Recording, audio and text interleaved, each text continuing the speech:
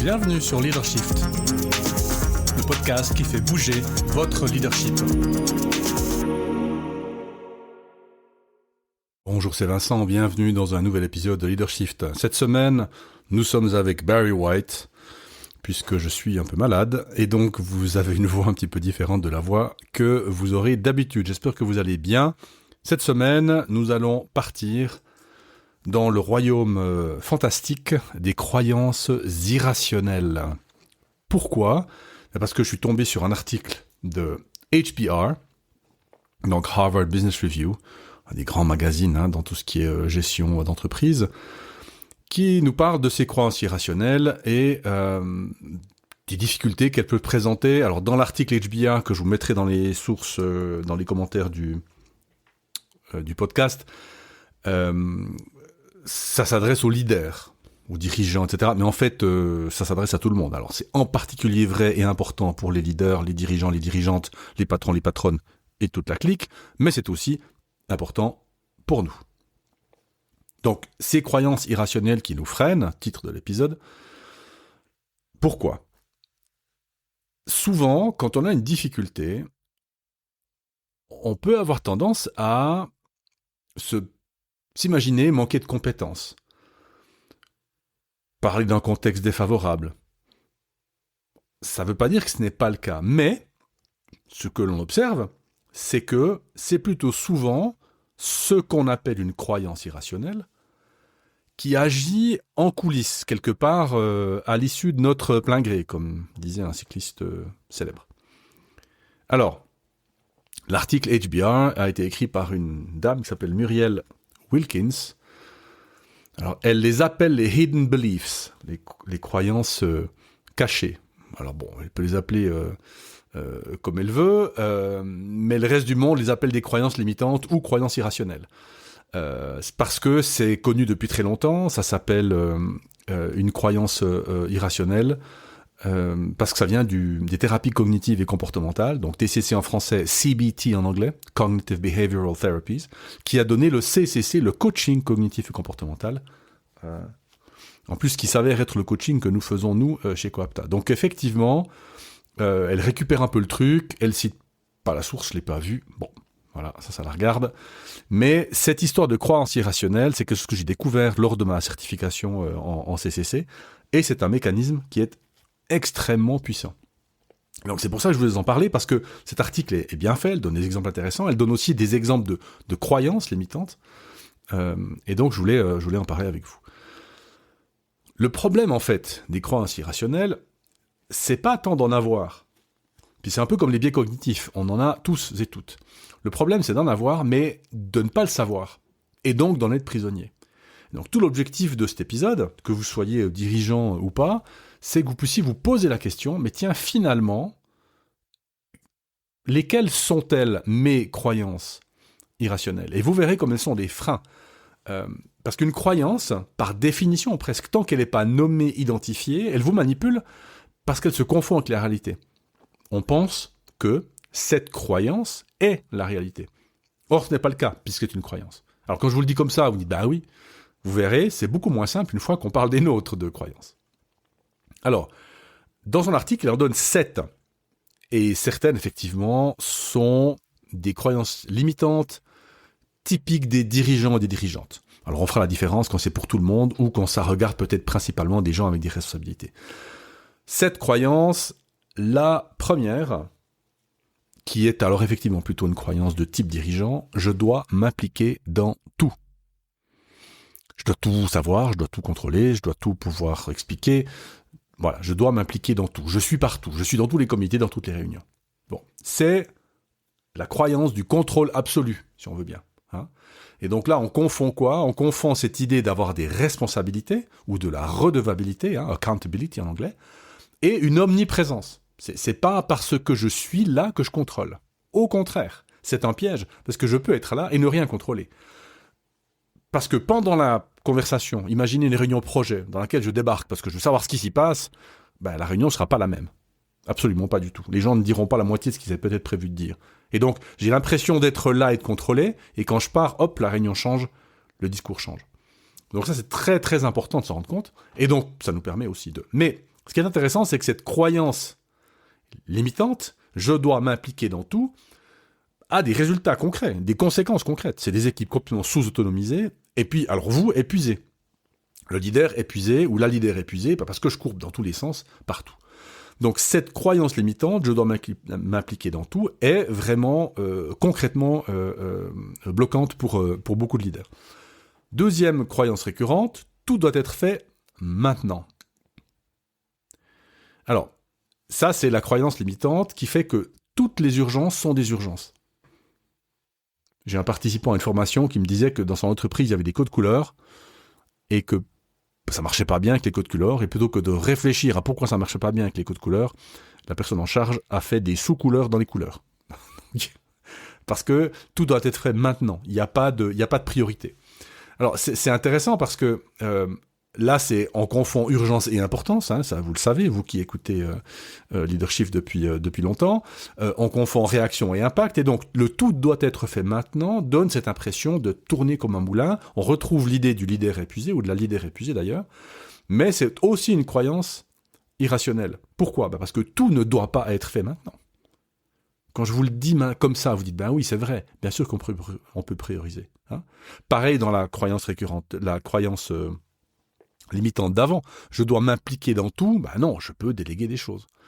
Mais vous voyez qu'il y a une différence entre vous, maintenant, je dirais, à tête reposée en train d'écouter ce podcast, et vous, dans la roue du hamster, au boulot. Un peu deux personnes différentes. Troisième croyance, je sais que j'ai raison. Ah, ça c'est la meilleure. C'est moi qui ai fondé l'entreprise, je sais que j'ai raison. C'est moi qui suis allé voir le client, je sais que j'ai raison. C'est moi qui connais les chiffres, je sais que j'ai raison. Etc., etc. Et donc c'est une certitude qui est très très confortable, et donc elle bloque l'écoute. Et on sait que bloquer l'écoute, eh ben c'est pas bon. Et donc en fait on préfère plutôt avoir raison plutôt que progresser. Et ça on sait que je sais que j'ai raison, c'est une limite pour beaucoup d'entreprises, hein, carrément. Quatrième croyance, je ne peux pas me tromper. Dans le sens de, je n'ai pas le droit de me tromper. Hein, donc c'est la croyance du perfectionniste. Hein, me tromper est impossible. Et donc j'ai peur de me tromper, donc j'ai peur de décider, donc je ne décide pas, et on sait ce qui se passe quand on ne décide pas. La cinquième, si je peux le faire, tu peux le faire. Alors celle-là, elle est très intéressante parce que c'est le manque d'empathie chronique des business warriors qui bossent 80 heures par semaine et qui sont incapables de se dire qu'on n'est pas tous faits comme ça. Et ça, c'est très limitant parce qu'il y a quelqu'un dans votre équipe qui peut bosser 55 et pas 80 heures par semaine, mais qui est super bonne dans 55 heures, et qui n'arrivera jamais. Et si vous demandez de le faire, vous allez perdre cette personne-là. Et donc on projette ses propres capacités et ses propres limites du coup, hein, parce que qu'est-ce que je fais 80 heures par semaine, le reste de ma vie ressemble à pas grand-chose, sans voir ni leur contexte ni leurs contraintes. Croyance limitante. Sixième, je ne peux pas dire non. Alors c'est là vous allez peut-être certains et certaines, comme moi, vous reconnaître. Donc croyance d'utilité permanente, hein, mène à évidemment une surcharge, puisque ne jamais dire non, les gens sont surchargés. Les gens débordés sont souvent des gens sympathiques qui veulent être reconnus comme tels, et donc ils sont débordés puisqu'ils disent oui tout le temps. Et donc derrière cette croyance-là, souvent, un besoin de reconnaissance. Septième et dernière, je n'ai pas ma place ici. Le fameux syndrome de l'imposteur. Hein, donc c'est la plus discrète, mais c'est la plus dangereuse de ces croyances, parce que quelque part, elle ne s'exprime pas forcément immédiatement. Vous voyez quelqu'un qui a la cinquième, si je peux le faire, tu peux le faire. Bah, il va projeter vers les autres. La troisième, je sais que j'ai raison, c'est quelqu'un qui va être insupportable, qui va vous convaincre, qui va vous dire.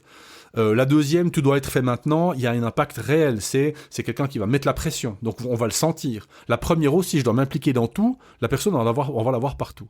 Par contre, la dernière, j'ai pas ma place ici, c'est quelqu'un qui restera peut-être un tout petit peu plus en retrait, qui parlera peut-être un tout petit peu moins, qui donnera pas un avis.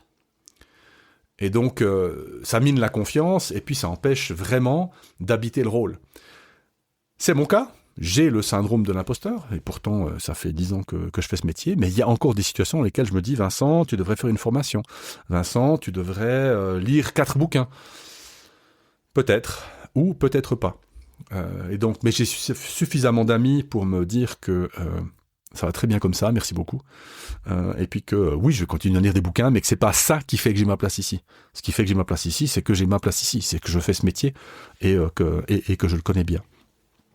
Alors, vous voyez que ces croyances, je dois m'appliquer dans tout. Tout doit être fait maintenant. Je sais que j'ai raison. Je ne peux pas me tromper. Si je peux le faire, tu peux le faire. Je ne peux pas dire non. Je n'ai pas ma place ici. Ce sont toutes des croyances que si je vous demande, si vous les avez, vous allez me dire non. Non, Vincent. Non. Moi, je délègue. Moi, je sais distinguer urgence et importance. Moi, je sais écouter. Moi, je sais décider. Moi, je sais mettre mes limites et ne pas projeter sur les autres. Moi, je sais dire non. Moi, j'ai ma place ici. On va tous le dire. Parce que, à tête reposée, nous ne sommes pas exactement la même personne que sous stress dans la roue du hamster. Et donc, c'est très important de se rendre compte qu'il y a des situations bloquantes qui vont vous arriver, et ça vaut la peine de se poser la question de comment ça se fait que je suis bloqué. Qu'est-ce qui m'empêche ?